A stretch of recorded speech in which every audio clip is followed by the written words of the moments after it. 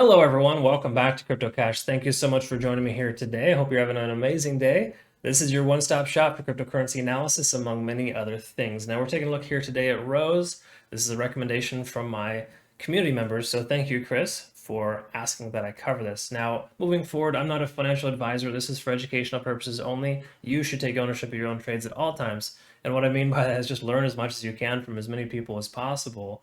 And don't just take what I say here today as gospel. You develop your own trading style and, become the best trader you can be.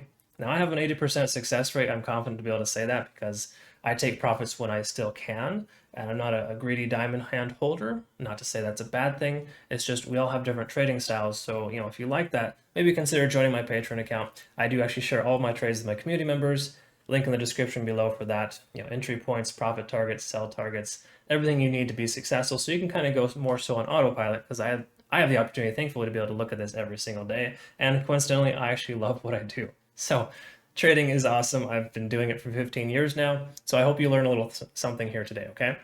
So thanks again for joining me here. Obviously, let's go ahead and jump into the charts. Without further ado, let's get to it. All right, folks, let's go ahead and take a look here at Rose. And just before we do, we look at Bitcoin and Ethereum first to get a baseline of the market. We know exactly what's going on first because any good trader will look at Bitcoin before they jump into an altcoin, just based on obvious facts that Bitcoin controls the market, right? It's like the #1 catalyst for all price movement, minus fundamentals, which we don't look at here today. This is just technicals, of course. But jumping into the charts, first of all, I use TradingView.com desktop application. Highly recommend using the same thing as well. I have the paid versions, of course, just because I do this every single day, but I might recommend that too, just based on the fact that it does help you understand more specifically, the right indicators. You get more than 2 indicators present at any given time. It's just very helpful. So check that out. I have a link in the description below if you want to try a free month, kind of try it before you buy it, right? Check that out if you'd like. Now, to preface here as well, with Bitcoin, I usually look at the 4-hour chart. We'll still look at that, but I just want to kind of clarify something on the 1-day chart here as to why I have these little red squares or rectangles set up here. These signify the Mondays and Tuesdays of every week, right? So the start of every week, which is essentially the day in which the bulls and the bears, or the whales, so to speak, those who control the market, are in full swing. They usually take the weekends off, which is usually our time to shine. Sometimes that's problematic though, because we see here just yesterday, we had a really strong green day, which is fine. It's all well and good. But the problem with that is the fact that usually most Mondays and Tuesdays, as you can see here, majority of them are red days, right? I just like to throw that out there so you understand that 4 out of the last 5 weekends, we've seen a significant retracement from Monday all the way through to the end of Tuesday. So just something to bear in mind. It is nice and all well and good that the price is higher now, but just keep that in mind too. Just because we broke 50,000 doesn't mean it's just going to shoot to 60, 64,000 out of nowhere. There's going to be retracement and there's going to be some sideways action. We could see some sideways action and more increase. That does happen sometimes, but I don't think it's likely. I think it's more likely than not we're going to see the price come back down closer to 50,000 to test that support. Again, just want to throw that out there. So looking at the 1-day chart here, or correction, the 4-hour chart from the 1-day, we can see both moving averages are working as support levels, which is excellent. We've also got this major resistance / support now at 50,000. So this is now a support level at 50 because it finally closed above 50,000 on the 1-day chart. It took 4 days and 4 attempts, but it did it. And now we also have a secondary support, just so you know, at 46,800. And essentially that's kind of what we're looking at here right now.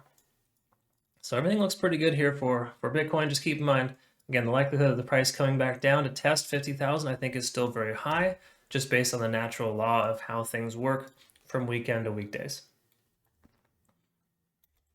All right, moving on to Ethereum. Take a look here.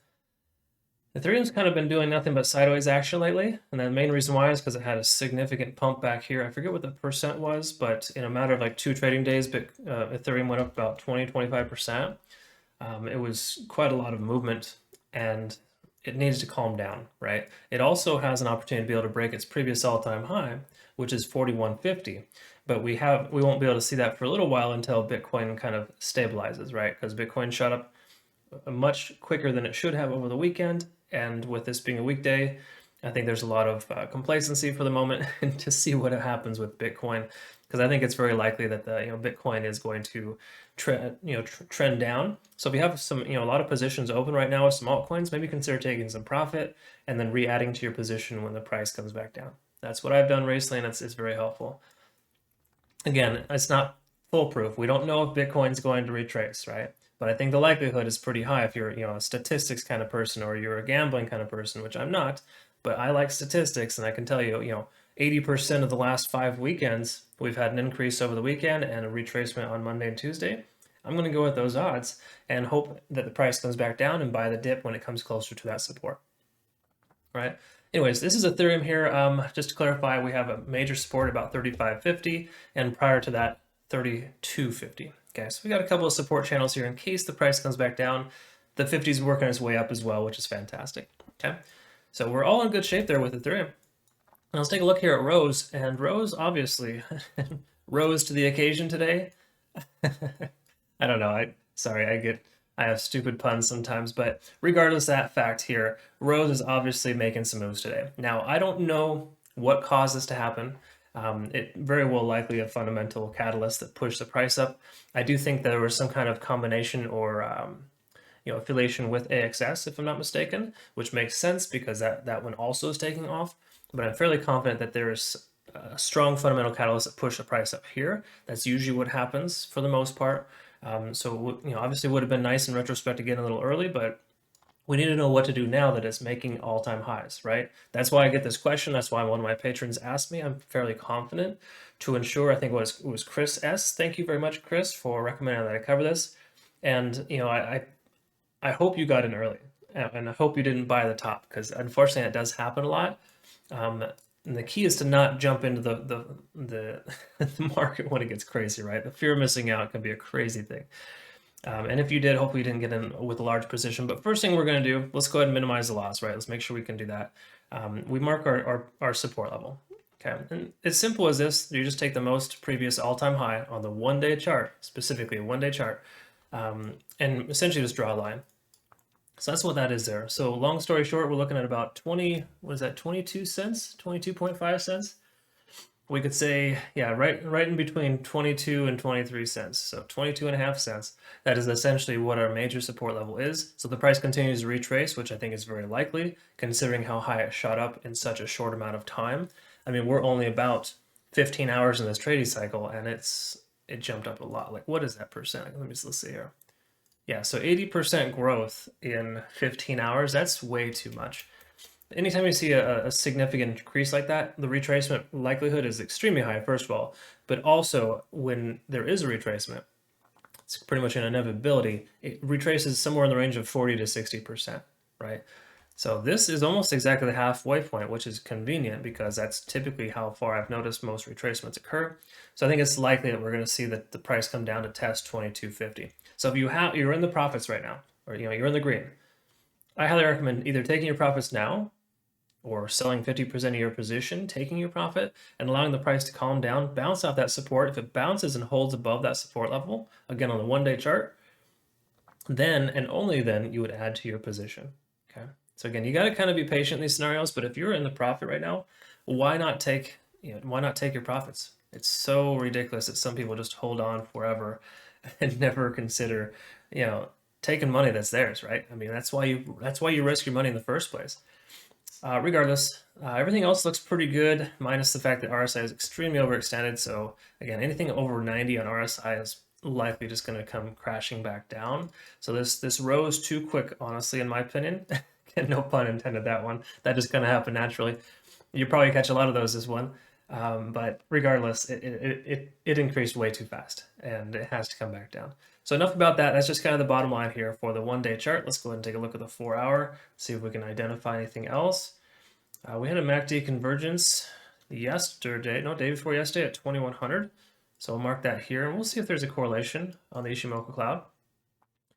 Bear in mind also, and this is kind of goes without saying, if you take that away, it's a different story. But as you can kind of tell, the 50-day simple moving average has been working as a strong support level the entire time, which is nice. The 50 might just continue to increase up here and kind of do one of these.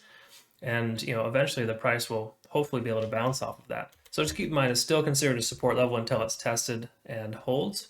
But a lot of times when the price moves as fast and as quickly, the 50 will catch up with it, a lot faster than the 200. So we'll see what happens with that. But all in all, yeah, there's some decent things here for Rose. But I can tell you though that in big picture, it would be best to take your profits as soon as possible, because the likelihood of this continuing is pretty low. I think it's very likely it's going to test its support, its previous all-time high. I think that's going to be a resting spot for it, but leading into that, this is going to be interesting.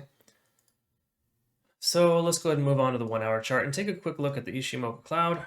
And we can kind of see here, if we get this over here, the cloud pretty much gave us a buy signal a lot earlier than the MACD convergence.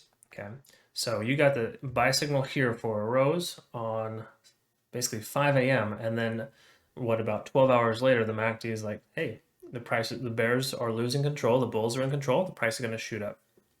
So something to note there, if you're new to the channel or just new in trading in general, always take a look at the Ishimoku cloud on the 1 hour chart. It's very helpful to look at because it helps us understand, if the price being above, if it's considered a buy signal, or below considered a sell signal. It's as simple as that.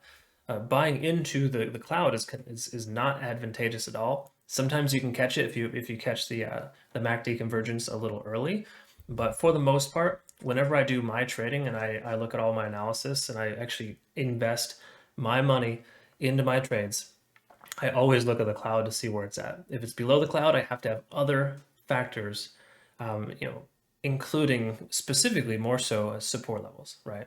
Because you never just buy into these things, callously. You want to make sure you understand that you are close to support.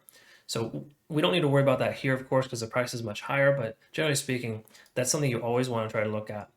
And just keep that in mind, keep that in the forefront of your mind before you jump into any trade. Look at the MACD convergence on the 4 hour chart. Look at the Ishimoku cloud on the 1 hour chart. And if the price is above both, essentially, or you have that upward convergence and the price over the cloud, then you're going to be in pretty good shape to be considered for a long position. In other words, a swing trade that you're going to hold for more than 24 hours, right? But never just jump in because you see those things. Try to also make sure you're buying above support levels. Never try to buy into a resistance. Okay, let the resistance levels be tested first before you do that. And if you do, set a stop loss. Make sure it's nice and tight, just in case it bounces and you lose out. All right, so that's kind of just some, I guess, trading 101 there. I do tend to ramble. I do apologize for that. If you're new to the channel, you'll catch that sometimes. But my ultimate goal is just to help educate you, right? To ensure you can,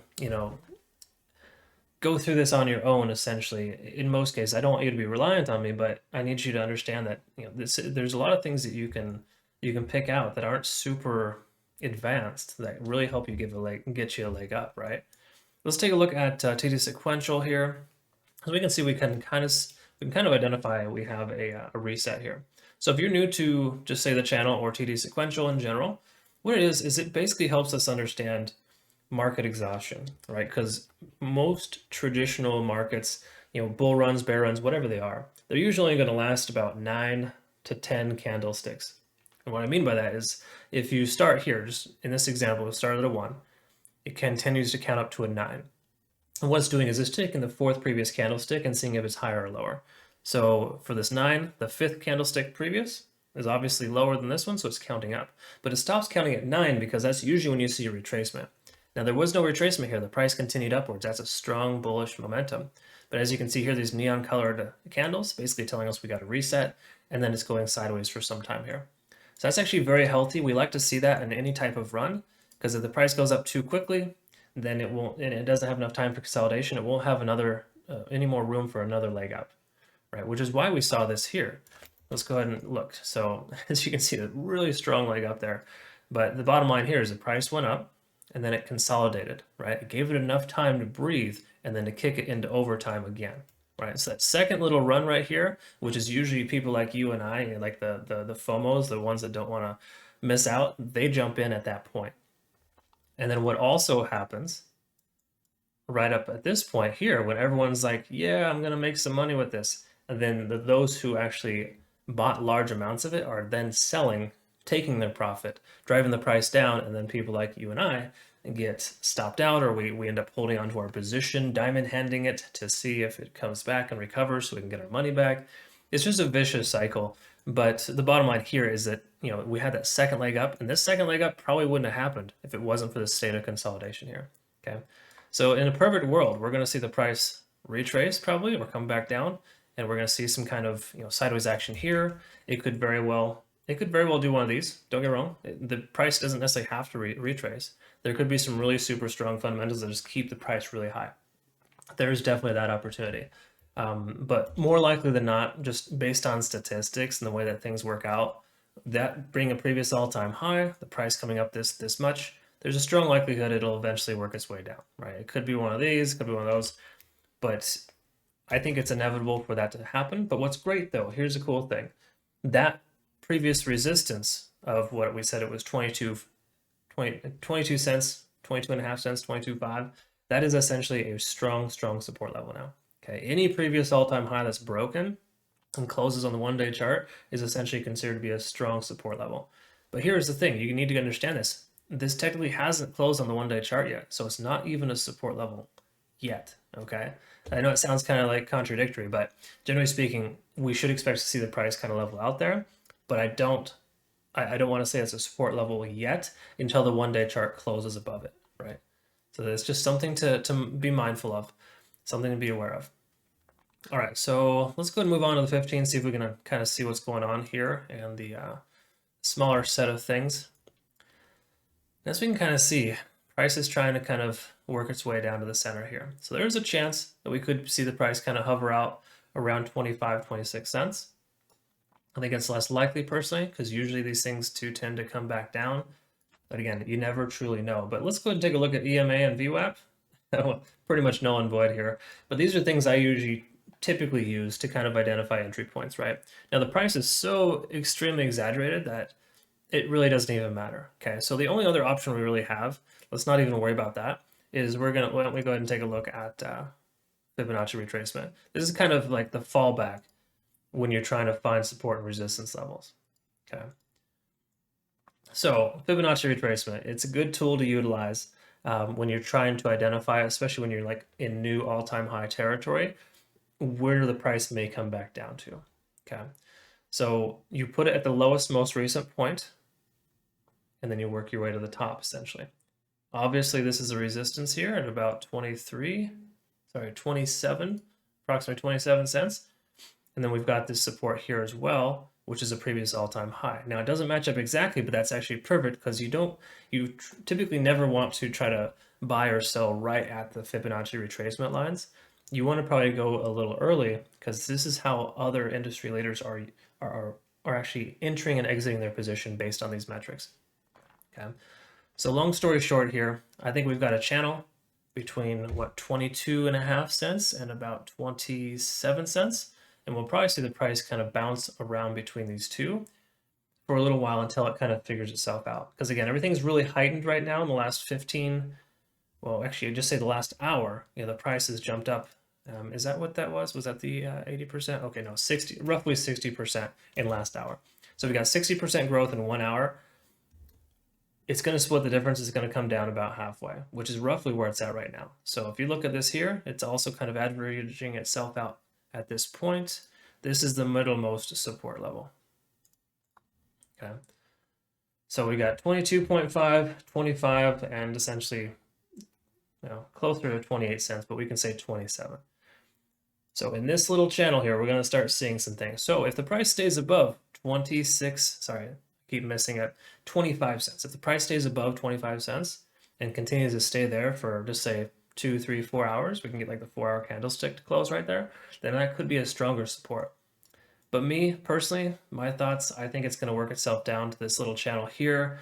Eventually, it may not do that right away, but it will probably eventually.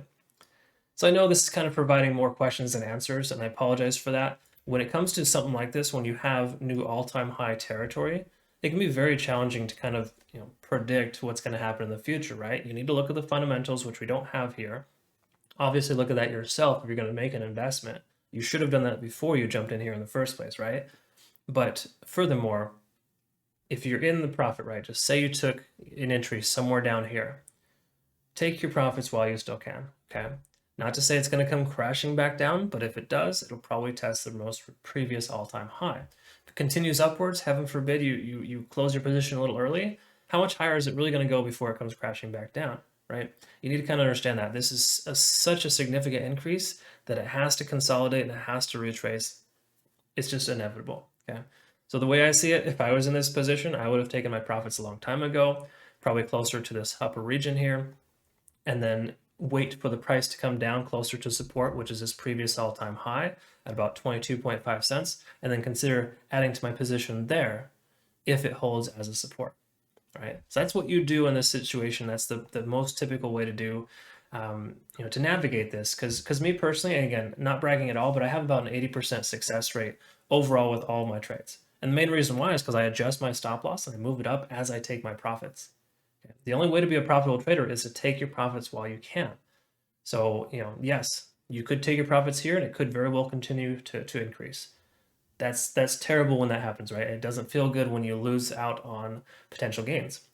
But what feels much worse is when you are in the green and you eventually have to settle for a loss. That sucks way worse. Trust me on that. In the 15 years I've been trading, I've learned to be happy at the end of the day, taking a profit, whether or not it's 1, 2, 3, 10%. It could be literally anything. But if I'm in the green and I'm taking money, that's the point, right? Anyways, don't forget that. Those are some fundamentals that people oftentimes forget. And make sure too, some more fundamental things you need to do as a trader is to set a limit before you get into the trade. Set your targets and make sure you have a good risk tolerance and you always honor that and you never stray from that. Great traders do not include emotion when they're trading. They take it out of the equation. It can be very difficult to do because you're investing your hard-earned money into the market. So just something to consider. Be cautious, or I like to say cautiously optimistic, but also don't be stupid, right? There's certain things you got to do. Anyways, again, I'm rambling. I apologize for that, but this is just for your own good. I want you to understand some of these things here, because when a coin does this, we're in new all-time high territory. All you can really do is rely on support and resistance levels that haven't truly been established yet, okay? So what we probably should do here is take a look at Rose here, another 24, 48 hours, see what's going on again, and kind of understand a little more specifically there at that point. But I think it's pretty safe to say it's going to work itself into one of these two channels here. And if it does come back down, consider buying the dip. If it establishes itself as a support level, again, 22.5 cents, that has to establish itself as a support level. Once it does, then you can go ahead and buy the dip. That's usually I tend to rinse and repeat that, right? So like I trade Bitcoin all the time. I day trade that. When I buy into Bitcoin, I try to buy closer to the lowest point, which is an established support level. And I try to sell prior to the highest point, which is a previous resistance. Support and resistance levels can never be underrated, overrated, I don't know, insert the right word here. You can never use them, more effectively than anything else. It's probably the best indicator you could use. Obviously, these other things I've showed you here so far are extremely helpful, but support and resistance levels when you're in new all-time high territory is really all you have to use. Okay, so just be mindful of that. I hope you found benefit and I didn't cause any further confusion here. I'm just trying to make sure you understand, it is important to approach these scenarios different than a traditional, coin that hasn't met or made new all-time highs yet. Okay, so just something to be mindful of. And if you did like what you see here today, of course, consider subscribing to my Patron account. I provide all my trades to my community members, and I provide you with entry targets, obviously best practice, but more importantly, profit targets and sell targets. And I pretty much share all of my trades with my community members. And these are trades I usually like to take. In fact, this is one that isn't on my radar, but I'll pay close attention to it now moving forward. I'm going to set some alerts, and if honestly this thing bounces off support here, that'd be a good entry point to consider moving forward. All right, so I hope you have a great rest of your day. Thanks so much for your time. We'll see you in the next one. Take care.